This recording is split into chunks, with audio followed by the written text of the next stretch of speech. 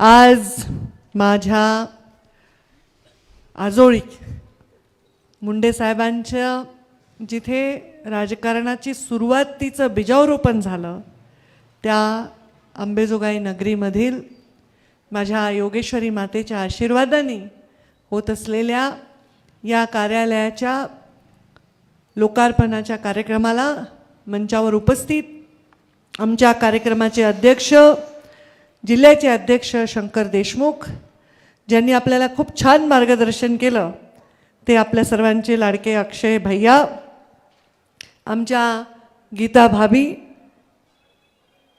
नगर अध्यक्ष म्हणून त्यांनी कारभार स्वीकारला आहे आणि त्या या अंबेजोगाईच्या लेख देखील आहेत. तसेच आमच्या अजून एक युवा कार्यकर्ते आमचे युद्धजीत भैया जे सभापती बांधकाम म्हणून त्यांनी मी ग्रामीण विकास मंत्री असताना छान काम केलं. तसेच आमचे निर्मळ तात्या नवीन मी काय करायले पाहुण्यांचा मान करायली बरं का, नाही तर सगळ्यांचीच नावं मला माहिती, पण आता हे आपल्यावर जरा पुन्हा आमचे दोडतेल्ले जे आमचेच होते खरं तर अजूनही आहेत.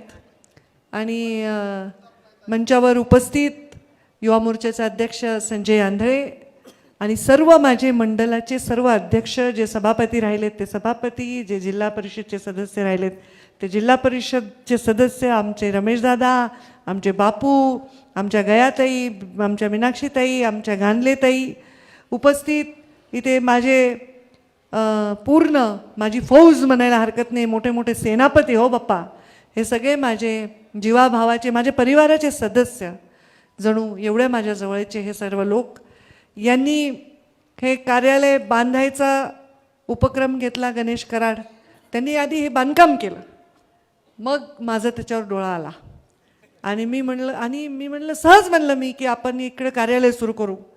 आणि 2 महिन्यांनी मी आले तर चकाचक कार्यालय सुंदर करून ठेवलं होतं. पुरी हे आर्किटेक्ट खरंच छान काम करतात, त्यांना बघून मला मोह होतो आहे घर बांधायचा, पण माझ्याकडे पैसे आल्यानंतर मी घर बांधीन. आणि कार्यालय पण किरायाने घेतले बरं का, बांधलं नाही मी. किरायाने घेतल्याचा उल्लेख का करते, नाही तर उगाच ते गणेशच्या आजूबाजूचे सगळे ताईच्या नावाने हडपून घेतील.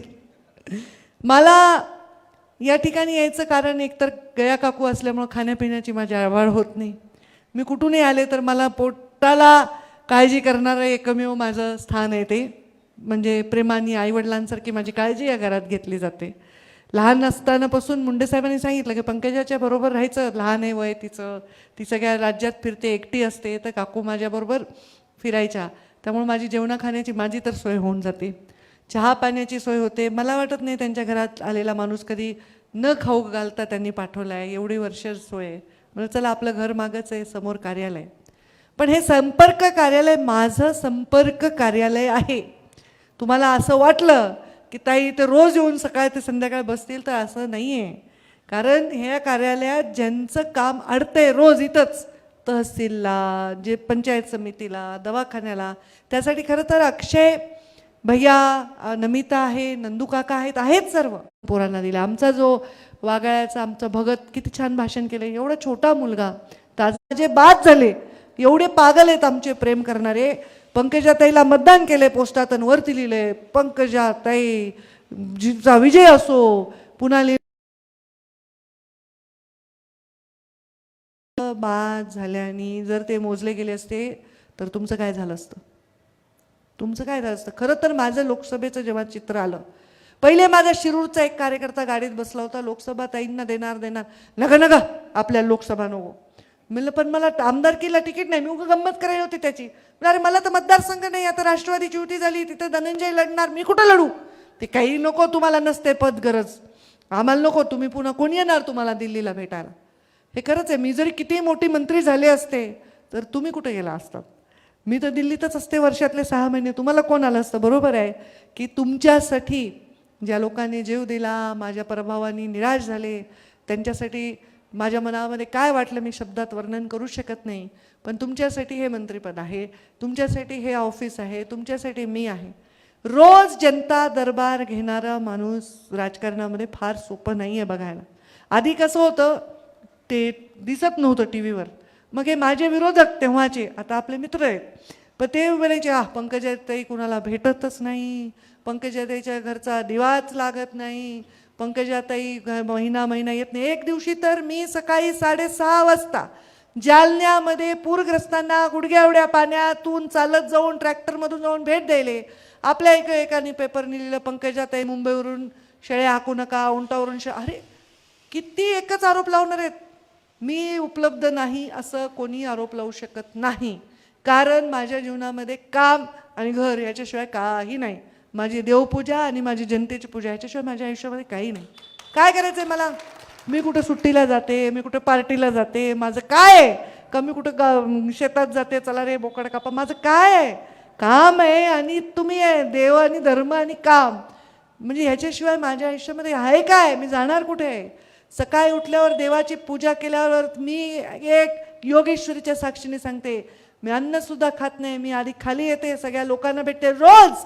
माझे बॉडीगार्ड साक्षी आहे. मी गाडीमध्ये मंत्रालयात जाताना माझा डब्बा उघडून मी खाते, पण त्याच्याशिवाय मी खात नाही.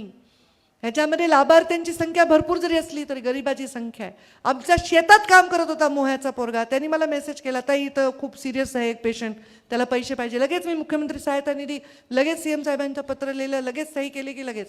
काल आमचे शेजारी काका आले आमच्याकडे, काहीतरी पोलचा विषय होता, 11 पोल. अधिकाऱ्याला सांगितलं, लोक काम करणारं वाजवून सांगायला पाहिजे. झालेलं काम कुणी केलं असो, गीता भाभींनी केलं असो, युद्धजितनी केलं असो, अक्षयनी केलेलं असो, शंकर देशमुखांनी केलेलं असो, कोणीही काम केलेलं असो, वाजवून सांगायला पाहिजे, इथं काहीच नाही, इथं काम होत नाही. नकारात्मकतेने फार मोठं नुकसान होतं.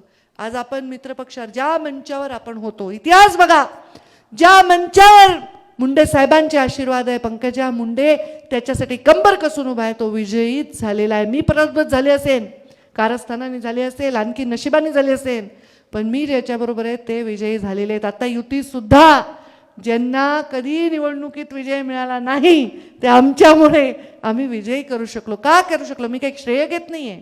तुम्हाला ते मुठभरच गोष्ट पाहिजे असते विजयी व्हायला, ते मुठभर वळवण्याची क्षमता ही प्रत्येकात नसते. ही प्रत्येकात क्षमता नसते की निवडणूक जायची, पाथर्डीला जा निवडणूक पलटवा, जिंतूरला जा निवडणूक पलटवा, आष्टीला जा निवडणूक पलटवा. हे सगळं करत असताना निवडणूक विजयी झाल्यानंतर स्वतःला काहीतरी मिळवण्यासाठी लोक काही बोलले तरी जनतेच्या आणि त्या माणसाच्या हृदयात असतं की पंकजा त्यांनी केवळ आणि केवळ आपल्यासाठी चांगलं केलं. चांगलं करणाऱ्या माणसाची गरज आहे का नाही समाजाला? का स्वतःचेच घरं भरणाऱ्या माणसाची गरज आहे? माझ्या मागत आता काहीच नाही. एक कारखाना अक्षयला देऊन टाकला, एक कारखाना ते DRTने तिकडे ते बोत्रे पाटलांनी घेतला. आता मी मोडको मुसळ आहे, मला ते कारखान्याचा ताप होता नुसता. आता मी तुमच्याच बरोबर आहे आणि हे माझं काम करतील, नाही करणार का तुम्ही? काय हे तर कधीच काय, आता ताई देतील, इथं कार्यालय झाले. माझ्या मुलाचा वाढदिवस आहे 13 मे, यांचाही वाढदिवस 13 मे अक्षय. मी त्याचं नाव ठेवलंय वसुली. माझा पोराचं नाव मी वसुली ठेवलंय. मम्मी मैं ये करूँगा तो मुझे क्या मिलेगा, मम्मी मैं वो करूँगा तो मुझे, तसंच त्याला मी म्हणते तुम्हाला वसुली असते तुमची, आम्हाला काय? तर बरोबर आहे, मी इथे कार्यालय म्हणून तुम्हाला काय तर खूप चांगलं काम करता येईल. नगरपालिका आपल्याच ताब्यात आहे, भरपूर यांना आपण पूर्ण कामाला लावू, काही प्रॉब्लेम नाही. पण हे कार्यालय हे माझी प्रथा होती,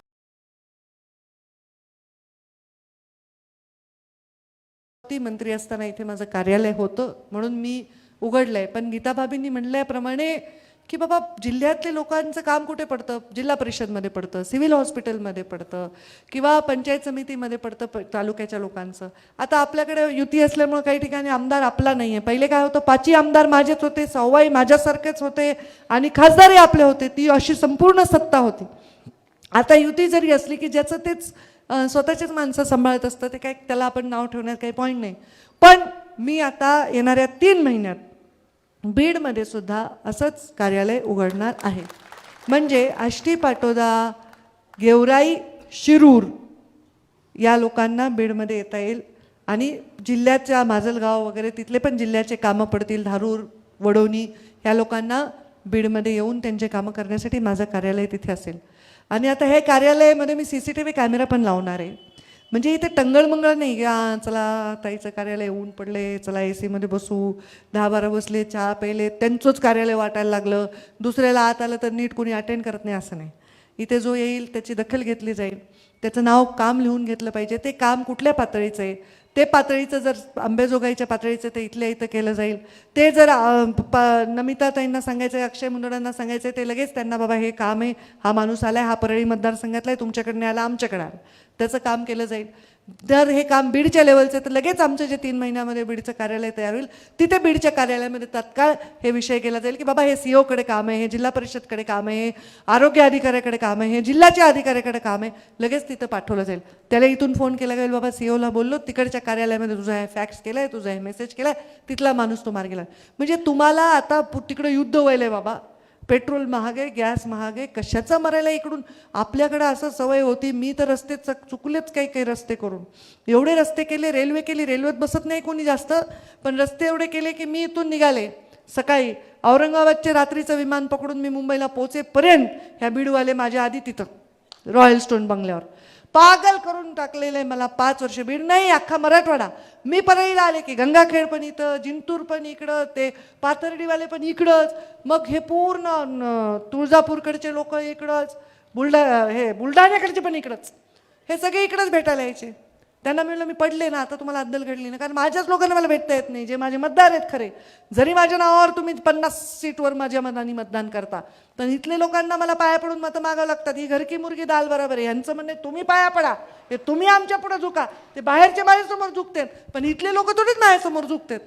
मग यांना मी म्हणलं बाबा हे मला जमणार नाही. म्हणून मला अजितदादांना मी एकदा विमानात आम्ही गप्पा मारत होतो, आम्ही दोघेच होतो, अजितदादा आणि मी, कुठेतरी प्रवासात एकत्र चाललो होतो. तर मी अजितदादा म्हणलं, अजितदादा आपण एकत्र नव्हतो, आपलं कधी म्हणजे तसं दोन्ही परिवाराचं असं खूप सख्य नव्हतं, एकमेकांच्या विरोधात होते, पण मला खरं सांगू का, तुम्ही एका विषयामध्ये फार जुळा भाऊ आहेत. ते म्हणले काय, तुम्ही म्हणलं तुमचं मला एक पटतंय, इकडचं तिकडं नाही, तिकडचं इकडं नाही. काही लोक म्हणजे त्यांच्याकडे बारामतीच्या माणसांना मुंबईत तुम्हाला दिसणारच नाहीत बारामतीचे माणसं. कारण मी बारामतीमध्ये 15 दिवसाला यायलो, तर तुम्ही मुंबईला कशाला येता, PA ला फोन करा, हे काम करा. त्याच्यात मुंबईचे लोक, कोणी उद्योगपती असतील, कोणी माणसं असेल, त्यांनी बारामतीला यायचं नाही. तर मला हा नियम मला खूप आवडला, पण बाबा वारले होते, लोकांना शिस्त लावण्याचा तो वेळ नव्हता, म्हणून मी तो नियम पाळला नाही.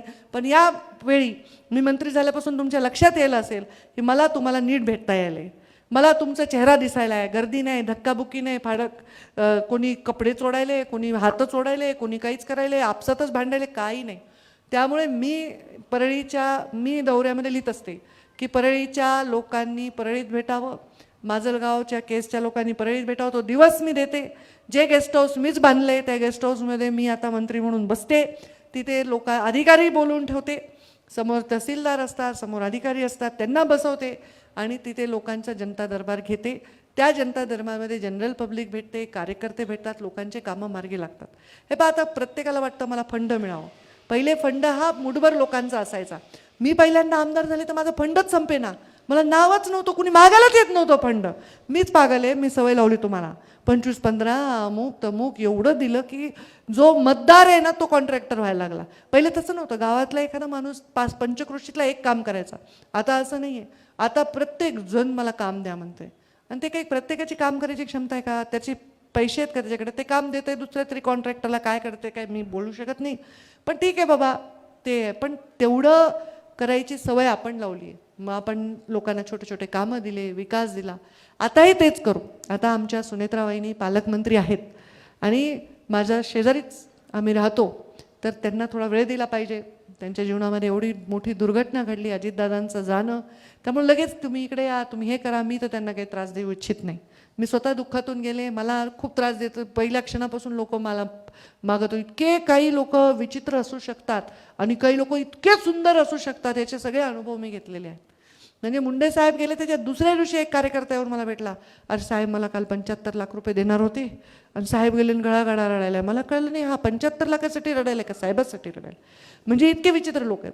पण असेही लोक आहेत जे मुंडे साहेबांच्या जाण्यानंतर त्यांनी मला सांगितलं, ताई हे मुंडे साहेबांनी माझ्यावर एवढे उपकार केलेत, मी मुंडे साहेबांच्या बायकोला आपली आई मानू इच्छितो आणि मी त्यांचा महिन्याला खर्च देऊ शकतो. म्हणजे बाबा देवाने आमच्यावर एवढी वेळ आणली नाही, आमच्यावर एवढी वाईट वेळ आली नाही. असे लोकही आहेत जे मुंडे साहेबांच्या अंत्यविधीला टँकर लावला म्हणून सुद्धा पैसे मागण्यासाठी येणारे.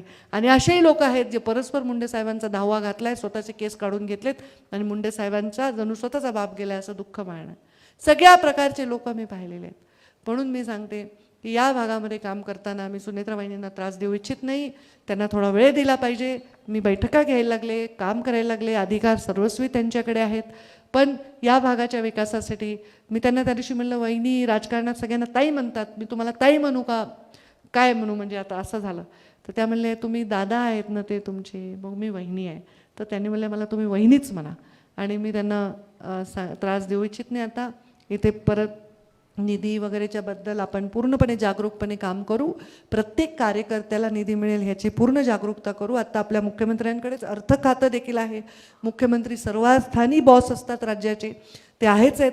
त्यांना जाऊन भेटून 4 गोष्टी करून घेण्यासाठी मी करेन. पण ह्याच्यासाठी सार्वजनिक उपक्रमाला आपल्याला जास्तीत जास्त प्राधान्य द्यायचं आहे. वैयक्तिक कामं आपण करतोच, बदल्या करतो, नोकरी लावतो. मी तुम्हाला सांगते, दर आठवड्यात मी किमान 2 मुलांची फीस भरते, 2-3 पेशंटचे पैसे देते. आता हे म्हणलं की उद्या ते 2 ते 20 होऊन जातात. आता ते कुठून घेऊ मी? ना टेबला खालून घेते, मग टेबलावरून घेते, मी तरी कुठून देणार आहे शेवटी?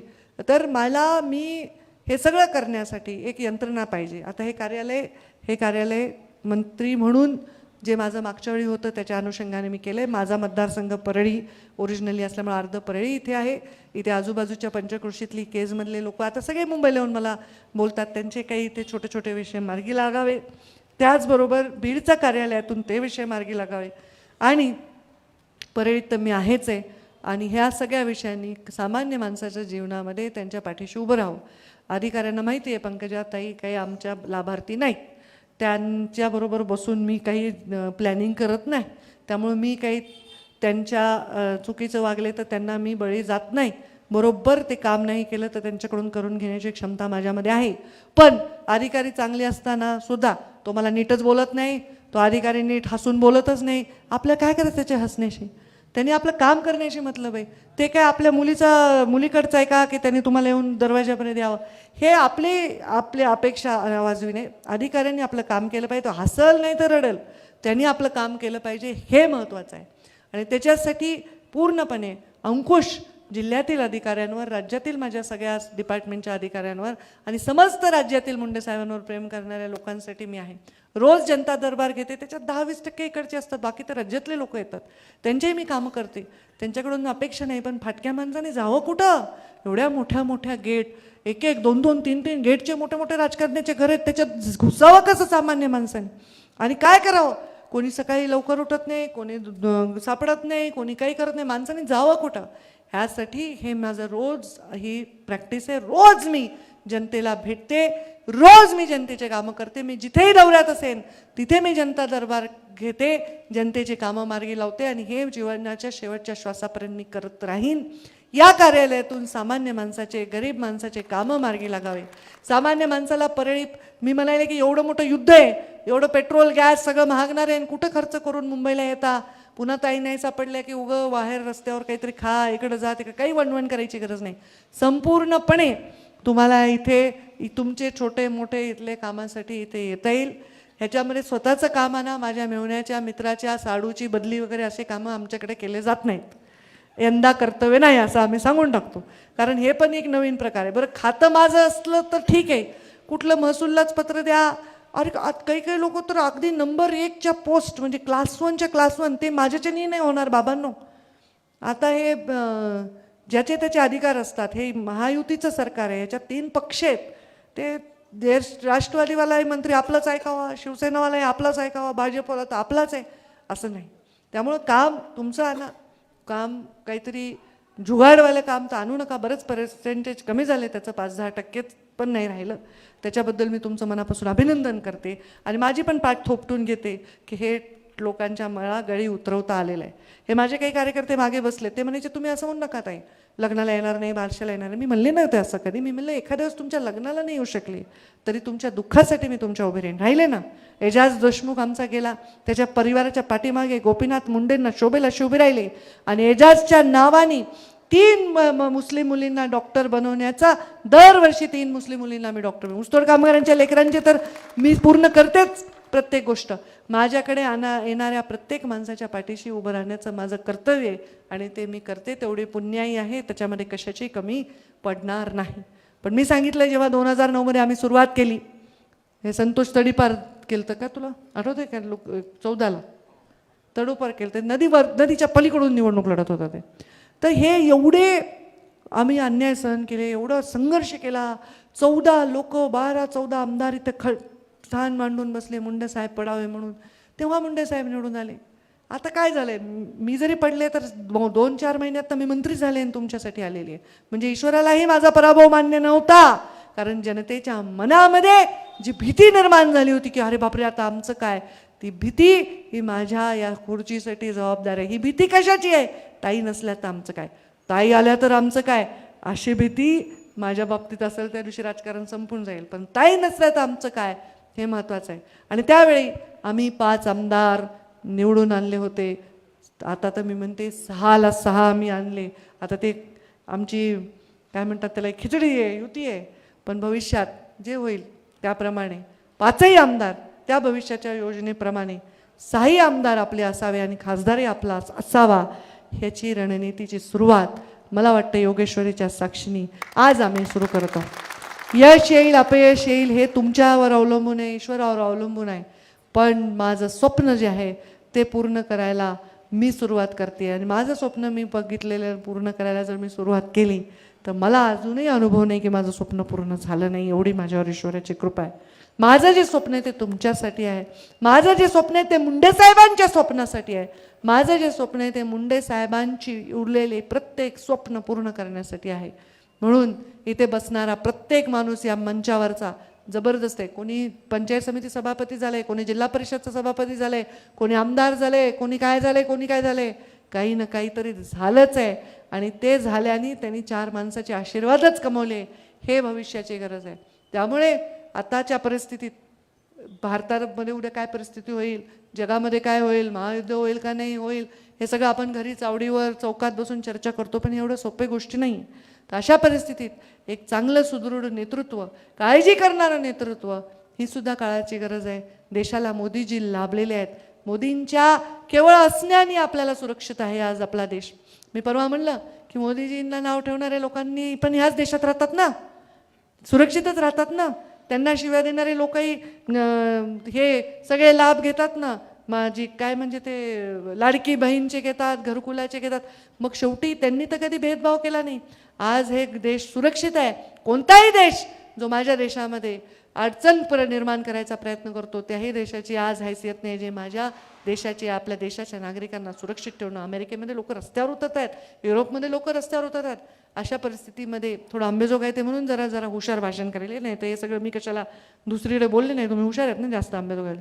त्यामुळे मोदीजींच्या नेतृत्वाखाली, सावलीखाली हा देश सुरक्षित आहे. महाराष्ट्रामध्ये 3ऱ्यांदा देवेंद्रजी मुख्यमंत्री झालेले आहेत, रेकॉर्ड केलेला आहे. एक चांगलं काम करण्याची त्यांची इच्छा आहे. ते नेहमी म्हणतात आता कधी या निवडणुका संपतात आणि मला फुल विकासाचं काम करता येईल. तर हे फुल विकासाच्या काममध्ये आपला विकास पण यावा, या राज्याला भरभरून देत असताना माझ्या जिल्ह्याला भरभरून मिळावं. शेवटी आईची माया दाईला येणार नाही. जी माया माझ्या जिल्ह्याची मला वाटते आहे ती मलाच वाटणार आहे. माझ्या जिल्ह्याची काळजी मला वाटणार आहे. आणि म्हणून मला ह्या जिल्ह्याचं परत एकदा काम करायची संधी मिळाली. मी बाकी नेतृत्व वगैरे या गोष्टीत बोलणारच नाही. आणि या जिल्ह्यातल्या येणाऱ्या काळातल्या 6 आमदारांच्या पाठीमागे मुठभर, जसं आपण तराजूवर दोन्ही पारड्यामध्ये इकडं वजन ठेवतो आणि इकडं धान्य ठेवतो, पण ते बसत नाही, थोडं खाली जातं. एकच मूठ लागावं लागते त्याला बरोबर यायला. तसं ते मुठभर, जसं श्रीकृष्णाने स्वतःची तुला केली आणि स्वतःची तुला केल्यावर त्यांच्या राणीनी सत्यभामानी वगैरे प्रचंड दागिने टाकले, पण श्रीकृष्णाचं पारडं काही वरच जाईना. रुक्मिणीने फक्त तुळशीचं पान टाकलं आणि श्रीकृष्णाचं पारडं वर गेलं. हे महत्त्वाचं आहे राजकारणात. तर कोणी हे गैरसमज करू नये की हे आम्ही हा जो ताईचा गड आहे, हे जे ताईचा पाया आम्ही हलवला आहे, मी जिवंत असेपर्यंत तो हलणार नाही याचा मला पूर्ण आत्मविश्वास. उलट तो भक्कम होणार आहे. या पायामध्ये सगळे लोक जे दूर गेलेले आहेत, संभ्रमात आलेले आहेत, ज्यांच्या मनामध्ये संभ्रम निर्माण झालाय, ते सुद्धा विकास हा विषय समोर घेऊन या पायाला अजून भक्कम करण्यासाठी माझ्या पाठीशी आणि माझ्या सोबत उभे राहतील. आणि या बीड जिल्ह्याचं भवितव्य सुंदरपणे काम मी केलंय. हस्तक्षेप करून आपलं भवितव्य खराब करणाऱ्या सगळ्या गोष्टींना बाजूला टाकून परत एकदा ते निर्माण करण्याचं स्वप्न हे मी पाहिलेलं आहे. आज काही भाषण हे करायचं नव्हतं खरं. माझा प्लॅन होता रिबीन कापायची, योगेश्वरीचं दर्शन घ्यायचं, दवाखान्याची बैठक घ्यायची, पण तुम्ही भव्यच काम केलं. हे बायका पण किती महिला आल्यात बघा. इतकं मोठ्या प्रमाणामध्ये लोक आले, एवढी मोठी सभा झाली. मला तर वाटायला की विधानसभेची किंवा प्रचाराची सभा ही एवढी मोठी सभा झाली. तर हे पुण्य, हे ईश्वराची कृपा आहे की आपण जातो तिथे 4 माणसं अपेक्षित असतील तर 400 येतात. हे फार मोठी अपेक्षा आहे. हे फार मोठी तुमचे माझ्या मनामध्ये असलेली जागा आहे आणि तुमच्या मनामध्ये माझ्याविषयी असलेला विश्वास आहे. असाच कायम ठेवा, असाच आशीर्वाद द्या. आणि या कार्यालयाचं आता आज उद्घाटन झालं आहे. 8-10 दिवस हे सुरळीत करायला आम्हाला वेळ द्या, नाही तर उद्याच येताल. कुठं आहे, कुठं आहे, कुठं आहे, कुठे पेपर आहे, कुठे जरा लावू द्या ते. हां, ते लावू द्या. आज मुहूर्त होता, तिथे प्रिंटर लावू द्या, तिथे लेटर पॅड येऊ द्या, तिथे कम्प्युटर येऊ द्या. जरा 1-8 दिवस द्या, ते सगळं व्यवस्थित होईल. म्हणजे ते सुरळीतपणे इकडच्या भागाच्या लोकांचे कामं मार्गी लागतील. आणि पुढचं कार्यालय बीडमध्ये असेल तेव्हाही असं जोरात उद्घाटनासाठी तुम्ही याल असा मला विश्वास आहे. आणि सामान्य माणसाची कामं करण्यासाठीच आम्ही आहोत. काय होतं मुंडे साहेबांकडे, शेतकऱ्याच्या घरी जन्म घेतला. मी जन्मले ना, 1 खोली आणि एक एवढंसं किचन, 1.5 खोलीचं घर होतं आणि त्या घरात माझा जन्म झाला. मग मी जन्मणार आहे म्हणून मुंडे साहेबांनी सेकंड हँड फॅन विकत आणला. कारण मी एवढी मोठी जन्मले होते की जन्मल्यावर 3 महिन्याची वाटायला लोकांना. असं अरे साहेबाचं लेकरू एवढं दंडकट आहे. माझी आई जेव्हा गरोदर होती लोकांना म्हटलं हिला जुळेच होणार आहे. तेव्हा कुठं होते सोनोग्राफी वगैरे. तर मुंडे साहेबांनी सेकंड हँड फॅन आणला होता. घरची गरिबी नव्हती, चिरेबंदी वाडा होता, शेतीवाडी होती, धनधान्य काही गरिबी नव्हती. पण स्वतःच्या त्या काळातल्या तरुणांचं स्वतःच्या पायावर उभं राहण्याचं स्वप्न होतं. ते घरच्यांकडून काही मागत नव्हते. आणि त्यांनी प्रेमविवाह केला. याच आंबेजोगाई आहेत माझ्या आईवर. तर त्या दोघांनी ठरवलं आपण कोणाला मागायचं नाही, आपलं जीवन आपण घडवायचं. त्यामुळं त्यांनी ते दिवस पाहिले. असं नाही की खूप अगदीच हे होतं, पण ते मी पण पाहिले ना त्यांच्याबरोबर. पहिलं लेकरू घरातले सगळे सुखदुःख बघत असतं. त्यामुळे मला कधीही कोणताही चांगला घटना घडली तर माझ्या डोक्यात जात नाही, वाईट घटना घडली तर माझ्या पायाखालची जमीन सरकत नाही. ह्याचं कारण मी माझ्या आईबापाला खूप कष्ट करताना पाहिलेलं आहे. मी माझ्या आईबापाला खूप त्रास भोगताना सुद्धा पाहिलेलं आहे. आणि मी पण स्वतःचे सगळे त्रास भोगून झालेले आहेत. त्यामुळे आत्ता लोकांच्या डोळ्यातले अश्रू कमी करावे याच्यासाठी मी करते. माझ्या मुलाला जर मी एखादी 50,000ची वस्तू घेऊन दिली तर मी शपथ 5,000 बाजूला काढलेले असतात की दुसऱ्या गरिबाच्या पोराला मी किमान 5,000ची तरी मदत करेन. आता पोटच्या लेकराला करावं वाटतं, एकुलते एक लेकरू आहे त्याचेही लाड करावं वाटतात. पण मी नेहमी भूमिका ठेवते आणि मी कालही भाषणात आमच्या भाळ्याला सांगितलं, आजही सांगते, प्रत्येकाला लहान भाऊ असतो. आपल्यापेक्षा लहान माणसाला 10-5 रुपये देताना विचार करू नका, त्याच्या मदतीला जाताना विचार करू नका. पंकजाताईकडून 25 लाखाची अपेक्षा करणाऱ्या माणसांनी किंवा 2500 रुपये तरी शेजारी गरीबाला द्यावे. एवढी त्याची दानत असेल तर त्याच्यासमोर माझा खूप सन्मान मी त्याच माणसाविषयी करू शकेन. पण सगळं माझंच, 5 लाखाचे माझंच, 50 लाखाचे माझंच आणि 5 कोटीचे माझं असले लोक मला आवडत नाहीत. त्यांना मी सांगायला आज तुम्हाला, अशा लोकांनी बिझनेस करावा, राजकारण नाही करायला पाहिजे. जेव्हा आम्ही निवडणूक लढतो सगळं लढवून सगळं लुबाड सगळं म्हणते जुगार खेळतो आम्ही, जुगार केवळ लोकांच्या मतासाठी. एका मताची किंमत काय, पैशांनी नाही मोजायले मी. 5 वर्षात एकदा मतं देऊन 5 वर्षासाठी गडी होतो ना, असे लोक आहेत ना माझ्यासारखे. काय गरज आहे मला, अधिवेशन माझं संपलं नाही तोपर्यंत मी विमानात बसले काय, इथं रात्री 2-2:30 वाजता पोचले, परत सकाळी तिकडे गेले पाटोद्याला, बीडला. कशासाठी आहे? तुम्ही मला ठेवलंय 5 वर्ष कामाला, तुमच्यासाठी आहे. मी तुमची सेवक आहे. मी आमच्या मोदींनी सांगितलंय ते प्रधानमंत्री नव्हे प्रधान सेवक आहेत. तर मी तुमची सेवक आहे. हे 5 वर्ष मी तुमची सेवा करणार आहे. पण त्याचबरोबर मी तुमची आई देखील आहे, तुमची ताई देखील आहे. तुमचा कान धरायचा अधिकार मला आहे. मी तेच म्हणायचे ना, जसं मी अजितदादांना म्हणायचे तुम्ही रागवले तर तुम्ही पुरुष आहे ना, लोकांना कौतुक वाटतं. आम्ही रागवलं की लोकांना वाटतं अरे ताई रागवल्या. तर मी काही मला कोणाचा रागवत नाही. मी तुमच्या घडवण्याचा प्रयत्न करते. कार्यकर्त्यांना मी सांगायचे बोगस कामं करू नका. जर चौकशी लागली मी वाचवू शकणार नाही. पैसे काही किती पैसा असेल, जर कायदा तुमच्या विरोधात आहे तुम्हाला जग वाचवू शकत नाही, देव वाचवू शकत नाही. तर कायद्याच्या बाहेर काही करायची गरज नाही. छान काम करूया. हे प्रवचन देण्याचं कारण आहे की परत या कार्यालयातून अशा काही अपेक्षा तुम्ही करू नये की अँटी करप्शनमध्ये मी पकडला गेलो आहे, पैसे घेतले होते हातात, पावडर पण लागली माझ्या हाताला, पण ताई माझा तुमच्या पाहुण्याचा मी पाहुणा आहे. काय करू शकते मी? एक अधिकारी माझ्याकडे आला होता ग्रामविकास असताना. त्यांनी एका लैंगिक शोषण केलं एका महिला अधिकाऱ्याचं. आणि तो मला लांबून नातं सांगून माझ्याकडे आला. मी म्हटलं बाबा तुला त्यांनी नाही जेलमध्ये घातलं तर मी घालेन. कृपा करून असे काही असंविधानिक गोष्टी विचारू नका. त्याची जागा इथे नाही. हा काळ वेगळा आहे. आपली परिस्थिती ओळखा, आपली ऐपत ओळखा, त्याच्यात आनंदी राहा. ती ऐपत 10 पैशाची असेल तर 15 पैशाची करायचा प्रयत्न करा. 10 पैशाची ऐपत जो 100 रुपयाची करायला जातो त्याची जागा तुरुंगात आहे. हे मोदीजींनी गेल्या अनेक वर्षात दाखवले की तुम्ही बाबा हे असं आहे. चुकीच्या अपेक्षाच करू नका. चांगल्या अपेक्षा करा. तुम्ही मला म्हणले ना ताई मला कॅन्सर झाला आहे, मला काही झालं आहे, मी देईन, माझं मोडून देईन घरचं, पण मला ह्याच्यातून वाचवा, मला त्याच्यातून वाचवा. एका कार्यकर्त्याच्या मुलांनी फ्रॉड केला, 40-50 लाखाला गंडवलं लोकांना. ते पैसे ताई तुम्ही द्या ना, मी तुमचे कार्यकर्ते. कसं देणार रे बाबा तुम्ही? आणि ते पैसे तुम्ही वापरलेत. मुलांनी कुठून पैसे आणले विचारा ना रे बापांनो, आईला. नवरा कुठून पैसे आणतोय विचारा ना बायकांनो. तुम्हाला गंठन केलं, तुम्हाला साडी केली, तुमचं घरावर 4 मजले चढले, पुन्हा मग कारवाई झाली, केस झाली, अटक झाली, मग काय करायचं? बरोबर आहे का? कधीतरी विचारा ना घरात कुठून पैसा यायलाय. 10 रुपयाचे 100 रुपये करा, पण काम करा. आणि ते काम करायला मी तुमच्या पाठीशी उभी आहे. तुम्हाला 10 लाखाचं पत्र दिले ना, लाख रुपये कमवा, पण 10 लाखाचं पत्र दिले 10 लोक गायब करू नका. प्लीज करू नका. मस्त 10 नाही, मी आधी म्हणायचे, मी जेव्हा आधी लोकांना म्हणलं मी 1 कोटीचं काम देते ना एखाद्या कार्यकर्त्याला, त्याला 5 लाखाचं मिळत नव्हतं ना, मग त्याला फंड त्याला मिळायलाच ना प्रॉफिट. तर करू नका, चांगलं काम करा. काही आहे बघा, आता लोक बदमाश पण असतात राजकारणात, चांगले पण असतात.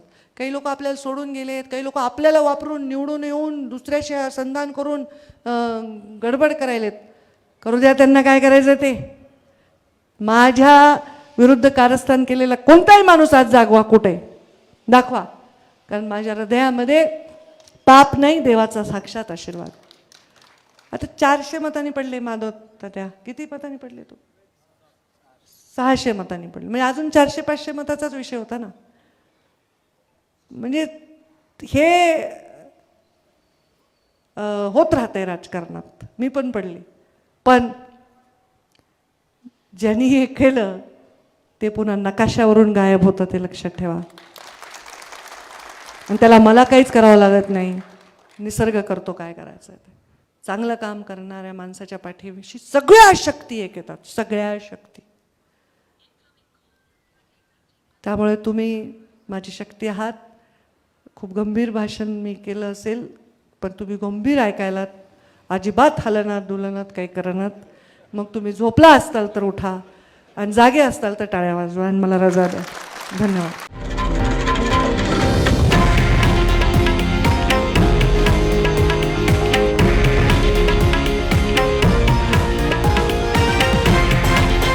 हे आहे देशातील नंबर 1 न्यूज नेटवर्क आणि आपण पाहत आहात TV9 मराठी, एकमेव.